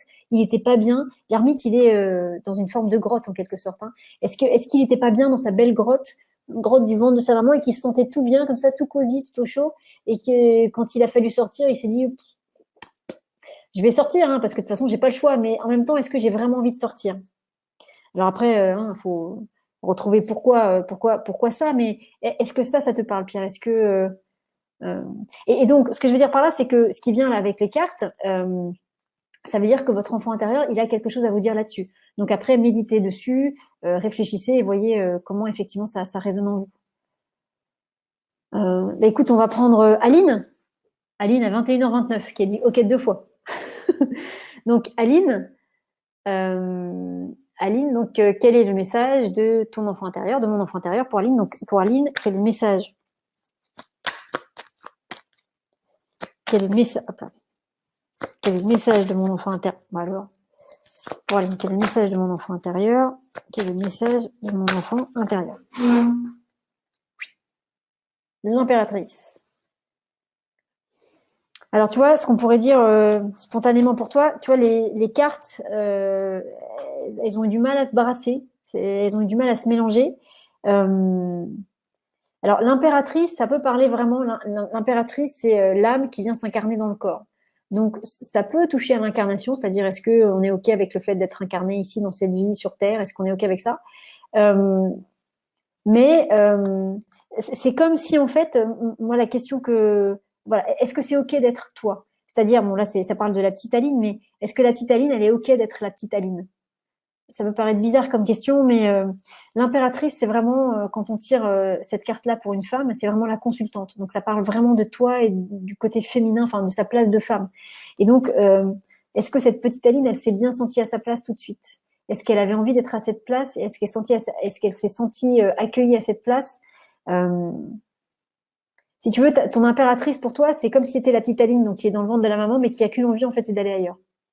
Alors pourquoi est-ce qu'elle a envie d'aller ailleurs? Est-ce que c'est parce qu'elle accepte pas son incarnation? Est-ce que c'est parce que, je sais pas, il se passe des choses et que c'est compliqué pour elle? Tu vois, mais elle est sur son trône d'impératrice, donc elle est là, et en même temps, j'ai l'impression qu'elle a qu'une envie, c'est de se lever et de partir de ce trône d'impératrice. Pourquoi? Est-ce que ça résonne? Je sais pas. Oh là là, mais il y a plein de hockey, Cédric, qu'est-ce qu'on fait? Je sais pas comment gérer ça. Moi, je ferais bien tout le monde, mais on en a pour la nuit, donc tu veux qu'on pose une question générale? Tu veux Voilà, qu'on une close question collective, et puis après, on répondra aux questions de chacun. Ok, d'accord. Alors écoutez, donc on va poser cette question collective. Ben, on va demander, donc pour notre groupe à nous, pour tous ceux qui sont là maintenant tout de suite, quel est le message de notre enfant intérieur là tout de suite maintenant? Voilà. Qu'est-ce qu'il aurait à nous dire? Euh, on va poser ça différemment. On va demander, on va partir du principe qu'il y aurait comme une espèce de, alors entité, j'aime pas ce mot-là, mais comme s'il y avait une entité de l'enfant intérieur, c'est-à-dire comme s'il y avait un gros égrégore de l'enfant intérieur et que tous nos enfants intérieurs, ils allaient se connecter à cet enfant intérieur-là. Et on va dire qu'on va demander à cet égrégore-là, de l'enfant intérieur, qu'est-ce qu'il a comme message pour tous nos enfants intérieurs. Je pas si vous saisissez la nuance, mais plutôt que de demander pour nos enfants intérieurs à nous, ça collera pas. On va demander à cet égrégore qui nous accompagne de l'enfant intérieur de nous dire, voilà, qu'est-ce qu'il a à nous dire sur l'enfant intérieur pour tout le monde. Voilà, ça me paraît juste. Ça te paraît bien? Cédric a dit oui, tout va bien. Donc la question, ça va être, vous pouvez vous concentrer sur la question pour que du coup la réponse vraiment vous connecte et vous parle. On va demander, donc on va appeler ça l'égrégore de l'enfant intérieur. Donc cet égrégore qui nous accompagne ce soir, on va demander quel est le message de l'égrégore de l'enfant intérieur pour tous nos enfants intérieurs, à nous tous qui sommes là aujourd'hui et maintenant. Donc quel est le message de cet égrégore de l'enfant intérieur qui nous accompagne ce soir pour tous nos enfants intérieurs, pour nous ce soir. Alors, quel est le message de cet égrégore de l'enfant intérieur pour tous nos enfants intérieurs à nous ce soir? Et du coup, on va regarder la réponse. Alors, c'est la maison Dieu. Alors,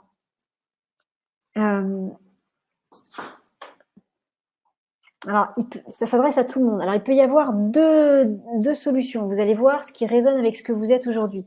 La maison Dieu, ça peut être la bouteille de champagne avec les bulles qui tombent et puis des équilibristes qui marchent sur les mains et puis une flamme qui descend du ciel mais qui est là pour faire joli et pour faire la fête. Donc, il peut y avoir une notion de fête avec cette carte. On disait en rigolant tout à l'heure, Cédric, que voilà, peut-être ton enfant intérieur, fallait qu'il aille jouer au parc avec d'autres enfants. Il peut y avoir ça avec ça. Il peut y avoir cette notion de joie et de on s'amuse. Mais avec cette carte-là, il peut y avoir aussi une notion de cette maison Dieu, c'est une tour qui est en train de s'écrouler, qui est en train de s'effondrer et qui, en fait, vient nous chercher sur le fait de faire péter nos croyances. C'est vraiment le mot qui vient. C'est-à-dire, on imagine des choses sur cet enfant intérieur. On imagine peut-être un certain fonctionnement, on imagine qu'il a vécu certaines choses. Enfin, on a notre pensée à nous, notre vision à nous de cet enfant intérieur en tant qu'adulte, avec notre mental et avec notre vie, notre expérience, et c'est OK. Et cette carte-là, elle vient nous dire que sur cet enfant intérieur, il faut faire péter nos carcans. Il faut faire vraiment, pas les faire exploser, faire péter ces carcans, faire en sorte que démolir, en fait, déconstruire tout ce qu'on peut penser sur cet enfant intérieur, parce qu'on est très certainement assez loin de la vérité, en fait. C'est-à-dire que la vérité de cet enfant intérieur, quel que soit le domaine que ça concerne, n'est pas ce qu'on imagine, mais n'est pas ce que nous on imagine. Mais par contre, cette vérité-là, on ne pourra la voir que si on démonte ce que nous on imagine. Je ne sais pas si c'est clair. Ça veut dire que votre enfant intérieur, il est en train de vous dire qu'il a peut-être des choses à vous dire ou à vous faire passer, que vous imaginez quelque chose sur lui, que vous pensez quelque chose de lui, mais en fait, il est en train de vous dire que vous n'y êtes pas du tout et que pour réussir à vraiment entendre son message, à vraiment ressentir ce qu'il ressent, il faut que vous démontiez complètement la manière dont vous l'envisagez, la manière dont vous le comprenez ou vous croyez le comprendre. Il faut faire péter vos croyances, enfin, il faut faire péter la manière dont vous l'appréhendez, dont vous le cernez, parce que cette manière-là, votre enfant intérieur, il est en train de vous dire que c'est pas juste du tout et que lui est complètement autre chose. Mais il peut pas vous montrer ce qu'il est tant que vous n'avez pas cassé ça. Parce que tant que vos croyances ou la manière dont vous l'appréhendez avec votre mental, tant que c'est encore là, vous ne pouvez pas voir vraiment ce qu'il veut vous montrer. Donc, il y a vraiment quelque chose à faire sauter en vous sur l'acceptation sur la manière dont vous le voyez, pour qu'après, il puisse vraiment venir vous parler. C'est comme si vous démontez pas ce système de pensée que vous avez sur cet enfant intérieur, il pourra pas tout vous montrer. Il a besoin que... C'est comme si vous êtes là, hop, vous êtes là. L'enfant intérieur, il est là. Et entre vous deux, il y a cette tour. Et pour que vous puissiez voir votre enfant intérieur, il a besoin que la tour, elle soit complètement démolie et qu'il n'y ait plus rien au sol. Parce qu'il ne peut pas escalader, il ne peut pas passer au-dessus. Il faut qu'il n'y ait plus rien du tout. Il faut que cette tour, elle soit complètement à plat. Et quand elle est complètement à plat et qu'il n'y a plus rien, c'est-à-dire que les pierres ont été évacuées, ont été complètement évacuées et que le terrain est complètement plat, là, il pourra venir vous voir et il pourra vous montrer des choses. Et ce sont des choses auxquelles vous ne pensez pas. Ce sont des choses que vous ne pouvez pas imaginer parce que ce n'est pas ce que vous aviez construit. Ce n'est pas ce que vous aviez imaginé avec votre mental et votre cerveau d'adulte. Voilà ce qu'on pouvait dire. Pareil, si vous pouvez nous dire dans le chat si ça vous parle ou pas, mais voilà ce qui vient. Merci à toi. Bon, tant mieux. Tant mieux.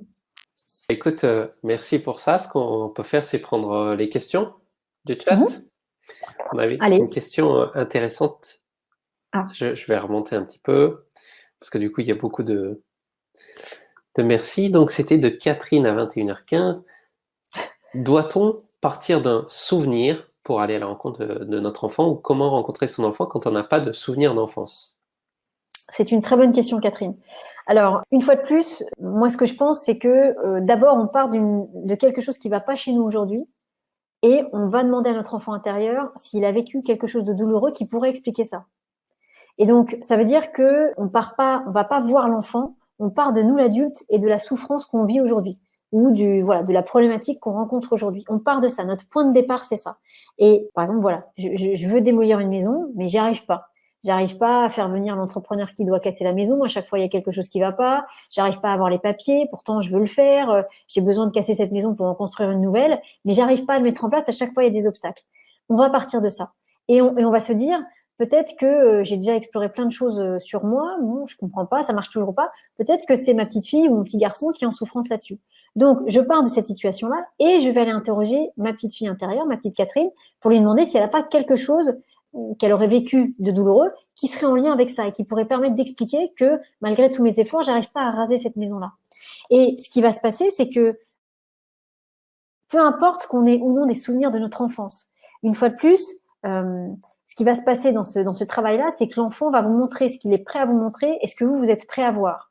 Et donc, on en parlait tout à l'heure, mais bien des fois, quand on a vécu des choses douloureuses quand on était petit, ben voilà, le seul moyen qu'on a trouvé de survivre à ça, c'est de faire un blackout. C'est pour ça que effectivement, on n'a pas de souvenir.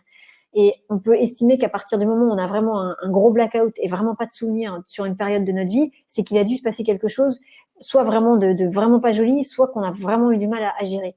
Donc, moi, je pense pas qu'il faille partir d'un souvenir particulier et je pense pas qu'il faille aller voir pourquoi on n'a pas de souvenir non plus. Je pense qu'il faut vraiment partir de quelle est ma problématique d'aujourd'hui et aller voir ce que cet enfant il a à nous dire. Et parfois, il peut justement nous emmener dans une zone dans laquelle on pensait n'avoir aucun souvenir. Où d'un seul coup, quelque chose peut sortir qu'on avait complètement oublié. Mais parce que c'est raccordé à ce besoin de libérer quelque chose aujourd'hui, et parce que moi, je pense qu'on peut pas tout libérer n'importe quand, n'importe comment. Je pense qu'il y a une grande horloge cosmique qui est là et qui fait qu'on peut libérer certaines choses qu'à certains moments et pas à d'autres. Et donc, du coup, moi, ça fait sens pour moi de partir de notre problématique d'aujourd'hui et voir qu'est-ce que notre enfant intérieur peut nous dire là-dessus. Et tout ce qu'il est juste qu'il libère aujourd'hui, on aura les informations. Si c'est pas encore juste, s'il manque des choses, il nous manquera une information, on n'aura pas l'émotion, ou alors on n'aura toujours pas de souvenirs qui reviendront. Mais le jour où c'est juste, là, il pourra nous montrer des choses. Donc, c'est vraiment ça. Et c'est aussi l'intention qu'on met derrière quand on fait ce travail. Bien demander que ce soit juste et parfait pour nous l'adulte, mais surtout pour l'enfant. Il y a des moments, il n'est peut-être pas prêt à nous montrer des choses, hein, parce qu'il est peut-être encore trop en souffrance. Ou parce qu'il n'a pas compris qu'on venait l'aider. Hein, donc, il n'a pas compris qui on était. Donc, voilà, à mon sens, comment ça fonctionne. Pour ta réponse et merci pour la question. On va prendre celle de Christine qui demande: est-ce qu'on peut guérir complètement d'une blessure comme l'abandon? Alors, la réponse est, à mon sens, oui, si on a envie de s'en guérir complètement. C'est-à-dire que dans ce que tu dis là, Christine, moi, ce que j'entends, c'est effectivement, il y a la blessure d'abandon de la petite, de l'enfant. Ok, très bien. Donc ça, on peut aller travailler dessus. Mais pour guérir l'enfant, il faut que l'adulte ait envie d'être guéri. Et si l'adulte n'a pas encore envie d'être guéri complètement, ça servira à rien d'aller guérir l'enfant, parce que il restera toujours une blessure. Ça sera jamais complètement nettoyé. Par contre, la question qu'on peut se poser, c'est pourquoi on a, entre guillemets, hein, pas envie de se guérir complètement de la blessure d'abandon, dans le sens, se poser cette question-là avec cette optique-là, c'est-à-dire, est-ce que c'est vraiment l'adulte qu'on est aujourd'hui qui souffre encore de l'abandon, mais comment dire, c'est l'adulte qui souffre de ça, c'est l'adulte qui vit ça, ou est-ce que, en fait, ce qu'on croit être notre souffrance, c'est la souffrance de l'enfant? C'est-à-dire, est-ce qu'on est capable de faire le distinguo entre ce qui nous appartient en tant qu'adulte, et peut-être qu'en tant qu'adulte, on peut avoir cette blessure d'abandon, ok, mais est-ce que c'est ça qu'on est en train de vivre, ou est-ce qu'en fait, on est en train de ressentir, de continuer à ressentir la blessure d'abandon que la petite fille a vécue, mais que nous, par contre, on n'arrive pas à démêler les sentiments et qu'on prend ce sentiment d'abandon comme étant le nôtre, alors qu'en fait, c'est celui de la petite fille. Voilà. Et toujours pareil, se poser la question de est-ce que j'ai vraiment envie d'être libérée de ça? Parce qu'une fois de plus, si on a profondément au fond de nous, il suffit qu'il y ait juste une petite parcelle de nous qui se dise non, non, je veux rester dans ma blessure d'abandon parce que c'est confortable, parce que ça m'apporte tel avantage, et donc je veux bien la guérir à 99%, mais le dernier pourcent restant, je veux le garder. Ben, ça marchera jamais totalement. Hein. Il y a, ce qui fait la différence dans tout ce qu'on fait d'une manière générale, et en particulier avec cet enfant, mais c'est votre intention à vous. C'est-à-dire pourquoi vous faites ce travail. C'est pour ça que je vous disais qu'à mon sens, quand on va connecter à notre enfant intérieur, on n'y va pas en touriste. On y va parce qu'il y a quelque chose qui ne va pas dans notre vie, qu'on a fait un certain travail déjà et qu'on a trouvé qu'il n'y avait aucune réponse qui collait. Et du coup, on se dit, tiens, je vais aller voir mon petit garçon, ma petite fille, parce que peut-être que c'est lui qui est en souffrance. Donc, mon intention, c'est d'aller résoudre quelque chose. Et si ça doit passer par mon enfant intérieur, c'est bien parce qu'en plus, je vais le guérir lui de quelque chose dont j'ai peut-être pas conscience. Donc, quelle est votre intention première? Si votre intention première, c'est pas de guérir de quelque chose, on réussira pas à en guérir. Peu importe qu'on travaille avec l'enfant intérieur, avec le tarot, avec ce que vous voulez. Hein, ce qui va compter en premier, c'est votre intention à vous. Donc, la question qu'on pourrait se poser, d'abord, c'est est-ce qu'on veut vraiment guérir à 100%, à 1000 milliards de pourcents de cette blessure d'abandon? Parce que si c'est bien le cas, il n'y a pas de raison que les choses se mettent pas en place pour que, à notre rythme, à nous d'adultes, et au rythme qui est juste pour la petite fille, il n'y a pas de raison que ça se mette pas en place. Hein. Il n'y a pas de raison qu'il y ait un grain de sable dans la machine. Donc ça me paraît important de le préciser. Il faut vraiment que l'intention soit forte et soit là. Hein. Parce que c'est pas facile, une fois de plus, d'aller réexplorer tout ça. Une fois de plus, on va être confronté à une souffrance qui va être compliquée à gérer. Donc, est-ce qu'on est vraiment prêt à ça?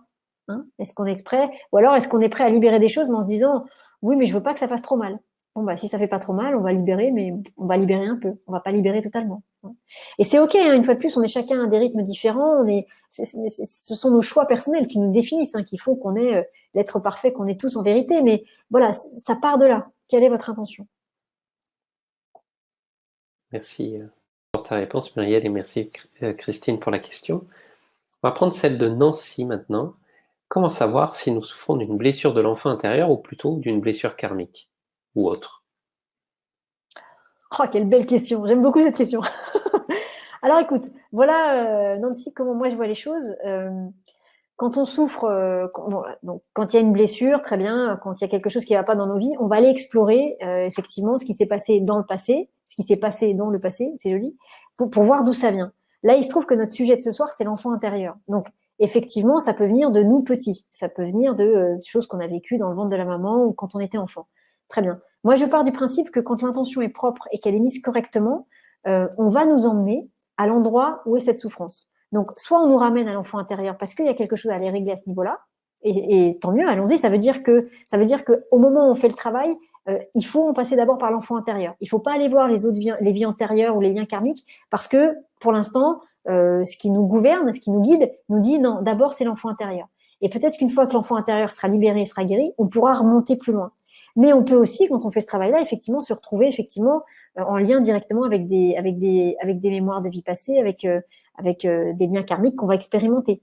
Et puis, mais ça, j'ai envie de dire que c'est votre horloge interne, guidée par tous ces beaux êtres de lumière qui travaillent avec nous, qui va vous envoyer exactement là où il faut travailler pour vous aujourd'hui et maintenant. Donc, peut-être l'enfant intérieur, parce que c'est peut-être ça qu'il faut travailler aujourd'hui. Et le jour où ce sera le moment, on vous enverra sur les vies antérieures quand ce sera le moment. Après, ce qui est certain, c'est que on choisit pas notre famille par hasard, on choisit pas notre environnement par hasard. Donc, bien évidemment que cet enfant qu'on est et qui naît, il est en lien avec d'autres vies antérieures. Donc, tout ça est lié. Ce que finalement cet enfant va vivre quand il est petit, peut-être que c'est la continuité d'une blessure qu'il a vécue dans d'autres vies, qu'on a vécue dans d'autres vies, et qui va peut-être continuer à se réexprimer quand on est enfant. Donc, tout ça est lié. À mon sens, c'est juste quand on pose la question et quand on fait le travail sur soi, où est-ce qu'on en est et qu'est-ce qu'on peut nettoyer, qu'est-ce qui est juste qu'on nettoie là tout de suite et maintenant, l'enfant intérieur, ou alors effectivement, est-ce qu'on est prêt à remonter plus loin et aller sur les vies antérieures. Et ça, c'est cette espèce de, une fois de plus, d'horloge magique ou de décision magique de là-haut où on sait pas effectivement où on va atterrir. Hein. On sait pas, des fois, on va directement sur les vies antérieures, des fois, on va sur l'enfant intérieur. Ça, voilà, on s'incline et on accueille et on dit merci et on nettoie. Et comme ça, après, on peut passer à la suite. Nancy, pour ta question et merci Muriel pour ta réponse. Catherine nous demande comment va se passer l'atelier. Est-ce que c'est comme une séance? Alors, je ne suis pas hypnothérapeute, donc on ne fera pas d'hypnose en l'état. Par contre, c'est une méditation guidée, donc dans laquelle on va se mettre effectivement un peu au calme au niveau des pensées pour faire un voyage. C'est-à-dire que je vais vous guider, je vais vous raconter en fait une histoire et vous allez essayer de vivre l'histoire que je vais vous raconter. Et surtout, vous allez essayer, dans les différentes scènes de l'histoire, vous allez essayer de laisser apparaître des choses, de laisser venir des choses qui vont vous être propres à chacun. Hein, qui vont être personnalisées parce que ça va être votre ressenti par rapport à la méditation.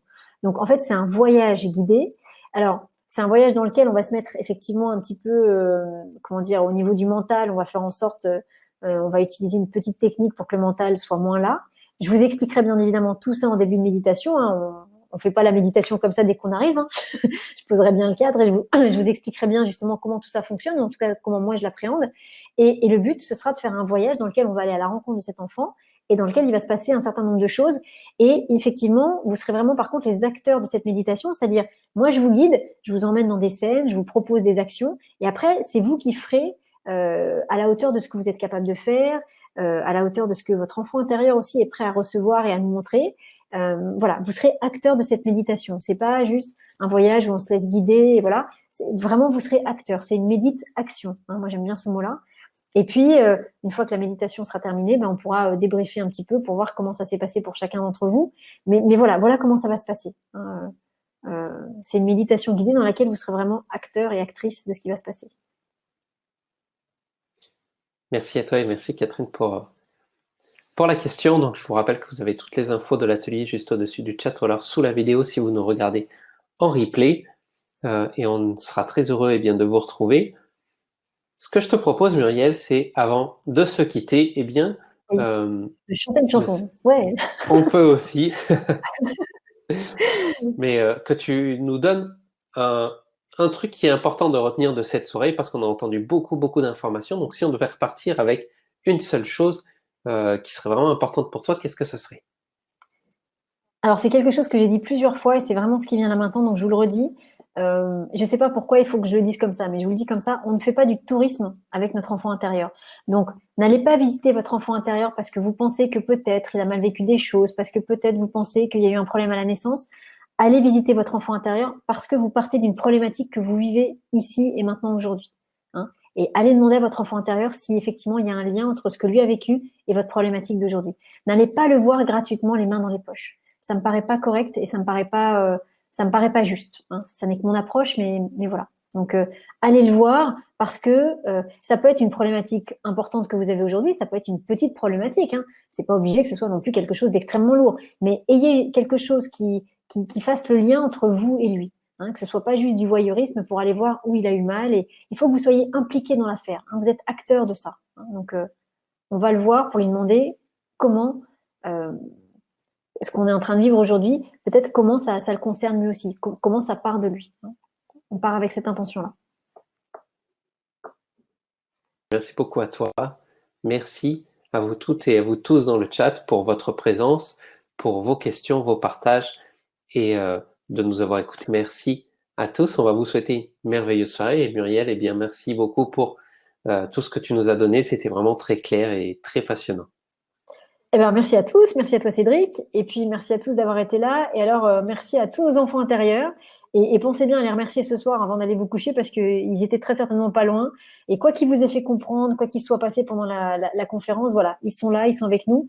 Et alors oui, alors une fois de plus, peut-être que dans les choses que j'ai dit, peut-être il y a des choses qui ont pu résonner, hein, peut-être qu'il peut y avoir des émotions, des choses qui se passent après la conférence, surtout accueillir, hein, ça veut dire, ou des rêves ou des choses comme ça. Ça veut dire que voilà, la connexion est là et que votre petit garçon ou votre petite fille continue à prendre contact avec vous. Donc, si jamais ça se passe, si jamais il y a des choses comme ça, soyez pas étonnés, prenez conscience de ça et accueillez ça et dialoguez avec cet enfant et surtout envoyez-lui beaucoup d'amour parce que qu'est-ce qu'il a besoin qu'on l'aime, ce petit bout de chou, hein. Et puis, il est tellement chouette. Donc, aimons-le, aimons-nous et aimons-nous tous. Voilà. Voilà. Merci à tous. C'est une excellente soirée et à très bientôt. Au revoir à tous. Au revoir, Muriel. Au revoir. Au revoir, Cédric.